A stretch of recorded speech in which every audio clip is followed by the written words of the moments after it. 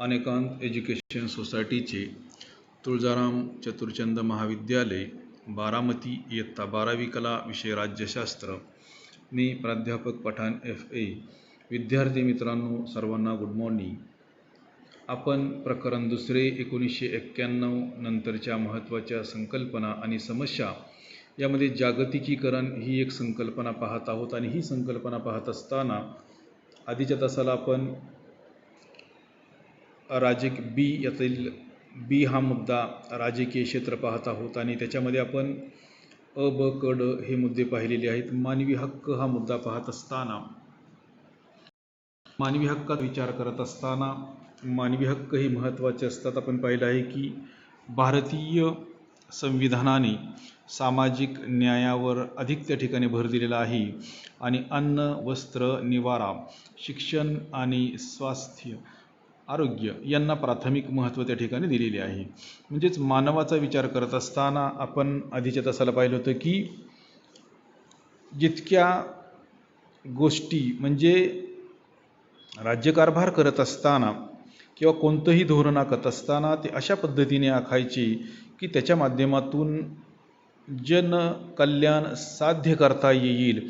म्हणजेच व्यक्तीच्या हिताला कोणत्याही प्रकारची बाधा निर्माण होणार नाही याचाच विचार शासन संस्थेच्या माध्यमातून त्या ठिकाणी केला जातो.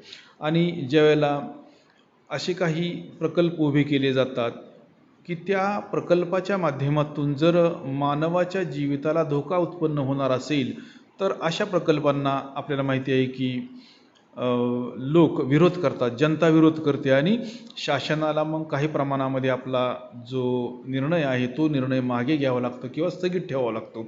मग याचं जर आपल्याला उदाहरण द्यायचं झालं तर बघा या ठिकाणी आपल्याला जैतापूर प्रकल्प, जैतापूरचा अणुऊर्जा प्रकल्प याचा या ठिकाणी आपल्याला उदाहरण देता येणार आहे. हा प्रकल्प अतिशय महत्त्वाचा होता. त्याच्या माध्यमातून आपल्या बऱ्याच गरजा या त्या ठिकाणी पूर्ण करता आल्या असत्या आणि मानवाचं जीवन सोपं झालं, सहज झाले असते. आणि याला विशेष म्हणजे शासनाची परवानगी आहे या प्रकल्पाला, तरीसुद्धा त्या ठिकाणी जनता या प्रकल्पाला विरोध करताना दिसते. मग जैतापूरचा जो अणुप्रकल्प आहे याच्या संदर्भामध्ये आपण थोडक्यामध्ये माहिती पाहणार आहोत. त्याच पद्धतीने नर्मदा बचाव आंदोलन याचीसुद्धा आपण थोडक्यामध्ये माहिती घेणार आहोत. मग जैतापूरचा जर आपण विचार केला, जैतापूर अणुऊर्जा प्रकल्प हा महाराष्ट्रातील म्हणजे कोकणामध्ये उभारलेला हा प्रकल्प आहे. रत्नागिरी जिल्ह्यातील राजापूर तालुक्यातील जैतापूर, माडबन जैतापूर येथे हा होऊ घातलेला प्रस्तावित अणुऊर्जा प्रकल्प आहे आणि जवळपास तब्बल 9,900 मेगावॅट क्षमतेचा हा जगातील सर्वात मोठा अणुऊर्जा प्रकल्प असून त्याला विदेशी सहकार्यातून तो त्या ठिकाणी साकारला जात आहे. आणि विशेष म्हणजे भारतातील हा पहिला असा प्रकल्प आहे की एकूण 1 लाख म्हणजे याच्या गुंतवणुकीचा जर आपण विचार केला तर एकूण 1 लाख कोटी रुपयांची प्रचंड गुंतवणूक या प्रकल्पासाठी त्या ठिकाणी करण्यात आलेली आहे. आणि विशेष म्हणजे भारत आणि अमेरिका यांच्यामध्ये या अणुऊर्जा प्रकल्पाच्या संदर्भामध्ये करार झालेला आहे. भारत आणि फ्रान्स या 2 देशांमध्ये. मग फ्रान्सची अणुऊर्जा क्षेत्रातील मग आघाडीची जी कंपनी आहे आरेवा व भारताची अणुऊर्जा company nuclear power corporation of India यांच्यामध्ये साधारण $930 कोटी त्या ठिकाणी करार करण्यात आलेला होता. आणि आत्ताच आपण पाहिले की फ्रान्स आणि भारत या 2 देशांदरम्यान हा त्या ठिकाणी करार झालेला आहे. मग आपण जर विचार केला तर मग फ्रान्सचे अध्यक्ष निकोलस सार्कोजी व भारताचे त्यावेळचे पंतप्रधान डॉक्टर मनमोहन सिंग यांच्या उपस्थितीत या करारावर त्या ठिकाणी सही करण्यात आलेली आहे. मग आपण जर कोकणाचा जर विचार केला, हा प्रकल्प महत्त्वाचा आहे आणि जगातील सर्वात मोठा प्रकल्प आहे. आणि हा जर प्रकल्प पूर्णत्वास गेला आणि हा जर प्रकल्प पूर्ण क्षमतेने सुरू झाला तर आपली ऊर्जेची असणारी मागणी ही पूर्ण होणार आहे. परंतु असं जरी असलं तरीसुद्धा या प्रकल्पाला स्थानिक लोकांचा त्या ठिकाणी विरोध होताना दिसतो. विशेष म्हणजे या प्रकल्पासाठी शासनाची मान्यता आहे राज्य शासन असेल किंवा केंद्र शासन असेल यांनी मान्यता दिलेली आहे, तरीसुद्धा हा प्रकल्प होत असताना याच्यासमोर अनेक प्रकारच्या समस्या आहेत. लोकांनी या प्रकल्पाला त्या ठिकाणी आपला विरोध हा दर्शवलेला आहे.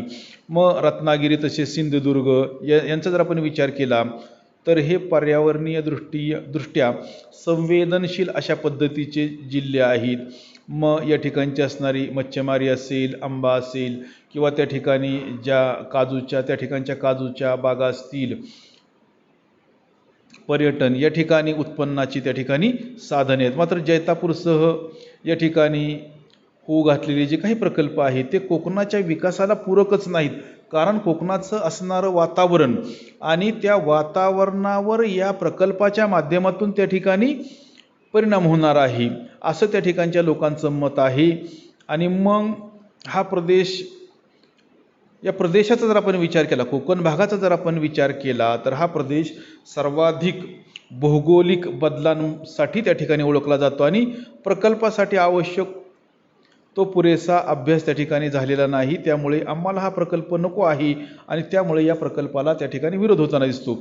वास्तविक पाहता या प्रकल्पाच्या माध्यमातून आपल्याला त्या ठिकाणी विजेची उपलब्धता म्हणजे वीज मुबलक प्रमाणामध्ये मिळणार आहे.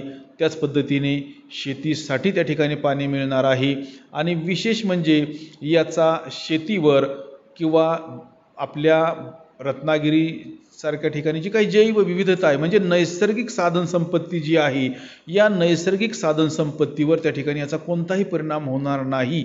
असं जरी असलं तरीसुद्धा जैतापूर प्रकल्पाला अणुऊर्जा प्रकल्पाला त्या ठिकाणी स्थानिक लोकांनी विरोध केलेला आहे हे आपल्याला त्या ठिकाणी विसरता येणार नाही. मग साधारणपणे आपण जर पाहिलं तर मानवी हक्कांचा विचार करत असताना मानवाला जीवन जगत असताना व्यवस्थितपणे त्याला जीवन जगता आलं पाहिजे. कदाचित हा या पाठीमागचा हेतू असावा असं आपल्याला म्हणता येणार. आणि आपण आधीच्यात असायला पाहिजे की आणि अशा जे काही गोष्टी आहेत, असे जे काही प्रकल्प आहेत की ज्याच्या माध्यमातून मानवाचं जीवन धोक्यात येण्याची शक्यता असते, अशा घटकांना विरोध करण्यासाठी, अशा प्रकल्पांना विरोध करण्यासाठी त्या ठिकाणी काही व्यक्ती, काही घटक, काही NGOज, बिगर राजकीय घटक त्या ठिकाणी पुढे येताना दिसतात आणि मग शासनाला सुद्धा त्या ठिकाणी आपल्या निर्णयामध्ये बदल करावा लागतो हे आपल्याला म्हणता येणार आहे. आपण आणखीन एक जर मुद्दा याच्यामध्ये घेतला तो म्हणजे भोपाळमधील 1984 मध्ये जी काही वायू गळती झाली. साधारणपणे बघा, भोपाळ वायू दुर्घटना 3 डिसेंबर 1984 या दिवशी मध्य प्रदेशातील मध्य प्रदेशमध्ये ही घटना घडलेली आहे. भोपाळ या ठिकाणी या शहरामध्ये ही घटना घडली. एका कंपनीमध्ये युनियन कार्बाइड लिमिटेड या कंपनीच्या 610 नंबरच्या जमिनीखालील टँकमधून अत्यंत विषारी असा पेस्टिसाइड मिथाइल आयसोसायनाइट वायूच्या 40 टन गळतीमुळे ही घटना त्या ठिकाणी घडलेली आहे. आता याला 30-40 वर्ष अवधी हा निघून गेलेला आहे. परंतु याचा जर आपण बारकाईने विचार केला तर आजही त्या ठिकाणी याचे दुष्परिणाम आपल्याला बघायला मिळतात. आणि त्यावेळी ही घटना घडल्यानंतर अनेक व्यक्तींचा मृत्यूसुद्धा झालेला होता. म्हणजे असे प्रकल्प ज्यावेळेला उभारले जातात की ज्या प्रकल्पाच्या माध्यमातून व्यक्तीच्या जीविताला धोका निर्माण होतो, समाजाला धोका निर्माण होतो, अशा प्रकल्पांना त्या ठिकाणी जनता प्रामुख्याने विरोध करताना दिसते. जनतेचा त्या ठिकाणी विरोध होतो. भोपाळची घटना 1984 मध्ये घडलेली आहे, ती घडून गेलेली आहे. परंतु आजही त्याचे विपरीत जे परिणाम आहेत ते परिणाम त्या ठिकाणच्या जनतेला सहन करावे लागतात किंवा भोगावे लागतात असं आपल्याला ठिकाणी म्हणता येणार आहे. त्याच पद्धतीने आपण जर व्यक्तीच्या हक्कांच्या बाबतीमध्ये जर आपण विचार केला किंवा आपण जर मोठ्या धरणांच्या संदर्भामध्ये जर विचार केला तर आपल्याला नर्मदा बचाव आंदोलनाचा या ठिकाणी विचार करावा लागेल. साधारणपणे 1984च्या आसपासच हे सुद्धा आंदोलन त्या ठिकाणी घडलेलं आहे. आणि नर्मदा बचाव आंदोलनाचा विचार करत असताना नर्मदा ही नदी महाराष्ट्र असेल, गुजरात असेल, मध्य प्रदेश असेल या 3 राज्यांमधून ही नदी जाते आणि या नदीवर बहुउद्देशीय अशा पद्धतीचे प्रकल्प उभे केले जाणार होते. म्हणजे मोठमोठी धरणे त्या ठिकाणी बांधली जाणार होती.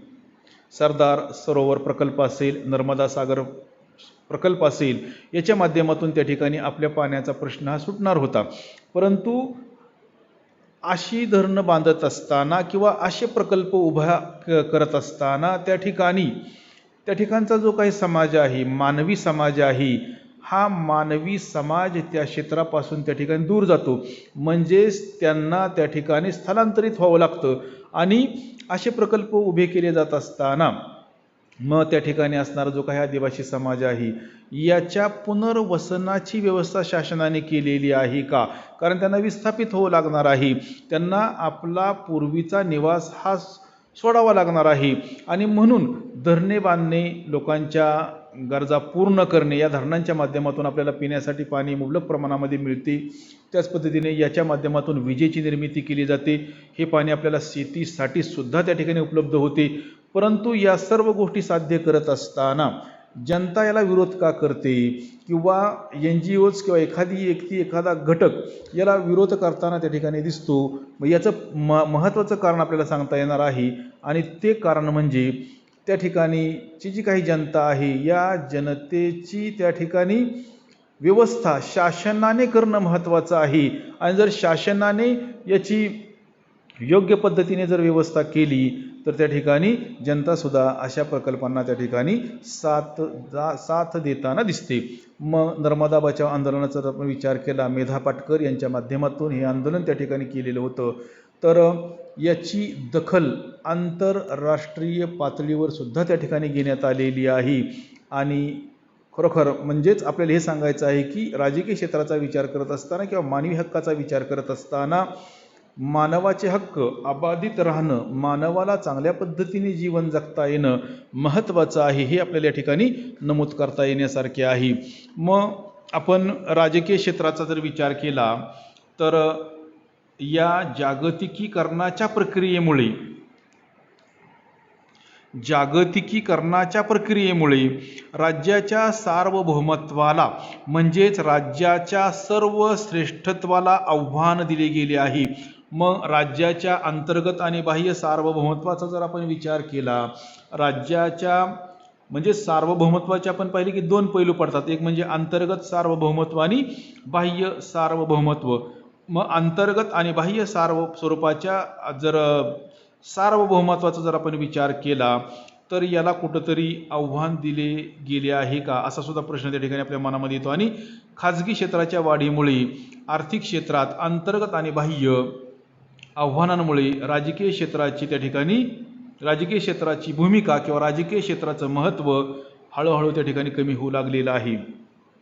आज आपण पाहतो की शासन पायाभूत सुविधा करत असताना किंवा जनतेची मागणी मान्य करत असताना किंवा जनतेला सुखसोयी पुरवत असताना म्हणजेच पायाभूत सुविधांवर भर देत असताना, फॉर एक्झाम्पल रस्ते बांधणीचं जर काम असेल तर शासन हळूहळू त्यातून आपली भूमिका कमी करू लागलेलं आहे, हे मान्य करावं लागणार आहे. कारण का तर आपल्याला माहिती आहे की भारतामध्ये जे काही मोठमोठे उद्योग समूह आहेत, मग टाटासारखा असेल, बिर्लासारखा असेल, विप्रोसारखा समूह असेल, रिलायन्ससारखा समूह असेल, तर या समूहांचं असणारं महत्त्व हे दिवसेंदिवस वाढत चाललेलं आहे. कारण शासन जे काही पायाभूत सुविधा आहेत या सुविधांमधून त्या ठिकाणी हळूहळू आपली भूमिका त्या ठिकाणी मागं घेत आहे. आणि मग अशी जी काही खाजगी क्षेत्र आहेत, उद्योग समूह आहेत, हे त्या ठिकाणी अशा पायाभूत सुविधांमध्ये आपली निर्णायक भूमिका त्या ठिकाणी बजावताना दिसतात. आपण आज बघतो की मी नेहमी उदाहरण देतो बघा, विद्यार्थी मित्रांनो व्यवस्थितपणे ऐका. आपण पूर्वी जर मुंबईला जाण्याचा जर विचार केला तर आज आपण सकाळी निघाल्यानंतर बारामतीमधून आपण बारामतीमध्ये पुन्हा केव्हा परतू हे आपल्याला ठामपणे सांगता येत नव्हतं. कारण त्यावेळची असणारी परिस्थिती सुद्धा तशाच पद्धतीची होती. मग वाहने असतील, रस्ते असतील, त्यातून निर्माण होणारी समस्या असेल, या सर्वांचा जर आपण विचार केला तर आपल्या पुढे अनेक प्रकारच्या समस्या या निर्माण होत होत्या. परंतु आज आपलं जीवन सहज आणि सोपं सुद्धा झालेलं आहे, हे आपल्याला नाकारताच येणार नाही. कारण आपण जर पाहिलं तर एकदम चांगल्या दर्जाचे रस्ते त्या ठिकाणी भारतामध्ये, महाराष्ट्रामध्ये पुणे जिल्ह्यामध्ये बांधण्यात आलेले आहेत. आणि त्याच्या माध्यमातून आपला असणारा प्रवास हा त्या ठिकाणी सुखकर होतो. मग आज जर आपण सकाळी जर मुंबईला निघालो बारामतीमधून, तर आपण संध्याकाळपर्यंत बारामतीला पुन्हा येतो. का? तर अत्याधुनिक गाडीची व्यवस्था आहे, त्याचबरोबर चांगल्या पद्धतीचे रस्ते आहेत आणि या रस्त्यावरून वाहन चालवत असताना आपल्याला काही प्रमाणामध्ये कर हा भरावा लागतो, टॅक्स हा भरावा लागतो. कारण हे जे रस्ते बांधण्याचं काम आहे, हे रस्ते बांधण्याचं काम या खाजगी क्षेत्राच्या माध्यमातून त्या ठिकाणी करण्यात आलेला आहे. त्याच्यामध्ये शासनाचा वाटा, त्यामध्ये सरकारचा असणारा वाटा हा कमी प्रमाणामध्ये आहे आणि त्याच्यामुळं जो काही त्याच्यासाठी लागणारा पैसा आहे, हा पैसा वेगवेगळ्या उद्योग समूहांच्या माध्यमातून त्या ठिकाणी लावला जातो. आणि म्हणूनच आपल्याला आज आपण जर बघितलं तर चांगल्या क्वालिटीचे रस्ते सर्वच ठिकाणी बांधण्याचं काम त्या ठिकाणी होताना आपल्याला दिसतं. आणि हे काम प्रामुख्याने खाजगी किंवा जे काही उद्योग समूह आहेत, रिलायन्ससारखे उद्योग समूह, त्यांच्या माध्यमातून हे काम आपल्याला होताना दिसते. मग आपण आणखीन पुढे जाऊन जर पाहिले तर मग शासनाची भूमिका कुठेतरी मागं पडत आहे का? शासनाचं महत्त्व कमी होत आहे का? राज्याचं महत्त्व कमी होत आहे का? मग इतर जे काही उद्योग समूह आहेत, या उद्योग समूहांचं महत्त्व वाढू लागलेलं आहे का? असे प्रश्न आपल्या मनामध्ये त्या ठिकाणी निर्माण होतात. मग जसं की बघा, जागतिकीकरणाच्या युगामध्ये राज्याला किती महत्त्व आहे? राज्य ही संकल्पना आज देखील महत्त्वाची आहे का? मग जनकल्याण असेल किंवा विकासाच्या कार्यातून राज्यव्यवस्था माघार घेत आहे का? असे काही प्रश्न त्या ठिकाणी आपल्या मनामध्ये निर्माण होतात. आणि राज्याचा जर आपण विचार केला तर राज्य निर्माण होण्यासाठी प्रामुख्याने 4 घटक महत्त्वाचे असतात. एक म्हणजे लोकसंख्या, दुसरा म्हणजे भूप्रदेश, तिसरा म्हणजे शासन संस्था किंवा सरकार आणि चौथा म्हणजे सार्वभौमत्व. त्याचे पण 2 पैलू, अंतर्गत आणि बाह्य सार्वभौमत्व. मग आपण जर आजच्या आधुनिक युगाचा जर विचार केला तर राष्ट्रवाद असेल किंवा राष्ट्रीय एकात्मतेविषयी आपण बोलतो किंवा सार्वभौम शासन संस्था ही संकल्पना देखील आज अस्तित्वामध्ये आहे. म्हणजेच जागतिकीकरणाच्या प्रक्रियेमुळे राज्याचं महत्त्व अबाधित राहतं का? कारण दिवसेंदिवस इतर घटकांचं, बिगर राजकीय घटकांचं महत्त्व वाढू लागलेलं आहे, त्यांचं कार्यक्षेत्र व्यापक होऊ लागलेलं आहे आणि त्याच्यामुळं राज्याच्या समोर बाधा निर्माण झालेली आहे का? तर राज्यासमोर संकट ही आलेलीच आहेत, परंतु याच्यावर जर आपल्याला मात करायची असेल, जागतिकीकरणाच्या आव्हानांना जर आपल्याला सामोरं जायचं असेल व्यवस्थितपणे, तर मग या ठिकाणी काही घटक मजबूत असणं महत्त्वाचं आहे. काही घटकांनी आपली निर्णायक भूमिका पार पाडणं महत्त्वाचं आहे. मग याच्यामध्ये बघा, राज्याचं विधानमंडळ असेल, कार्यकारी मंडळ असेल, राज्यातील असणारी न्यायव्यवस्था असेल आणि नोकरशाही सारख्या ज्या काही संस्था आहेत, राजकीय संस्था आहेत, या संस्था मजबूत असणं महत्त्वाचं आहे. आणि नक्कीच आपल्या या असणाऱ्या संस्था म्हणजेच विधिमंडळ असेल किंवा भारताची संसद असेल, या सर्व संस्था या मजबूत आहेत आणि या आपल्या संस्था पूर्ण कार्यक्षमतेने काम करताना आपल्याला दिसतात. आणि म्हणूनच या संस्थाच राज्याचं महत्त्व त्या ठिकाणी कायम टिकवून ठेवणार आहेत. राज्याचं सार्वभौमत्व सुद्धा त्या ठिकाणी टिकवून ठेवणार आहेत. राष्ट्रवादाची भावनासुद्धा लोकांच्या मनामध्ये ती निर्माण करणार आहेत आणि राष्ट्रीय एकात्मतेची भावनासुद्धा जनमानसामध्ये ते वाढीस लावणार आहेत. आणि याच्या माध्यमातून त्या ठिकाणी राज्यांच्या मूलभूत मूल्यांचं रक्षण असेल, सामाजिक सुरक्षा देणारी व्यवस्था राखणे असेल किंवा आर्थिक विकासाला प्रोत्साहन देणे, ही कार्यसुद्धा हीच संस्था त्या ठिकाणी करू शकते. म्हणजेच आपले स्वातंत्र्य अबाधित राखण्याचं काम या शासनाच्याच माध्यमातून, शासनाच्या वेगवेगळ्या घटकांच्या माध्यमातून केलं जाणार आहे.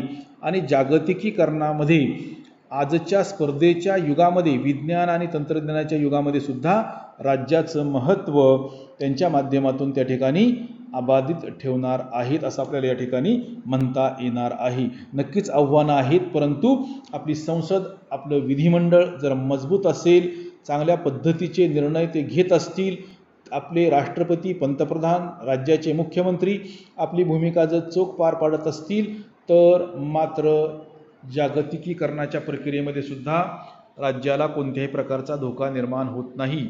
तर विद्यार्थी मित्रांनो, आज आपण याच ठिकाणी थांबणार आहोत. राहिलेला भाग आपण नंतरच्या तासाला पाहणार आहोत.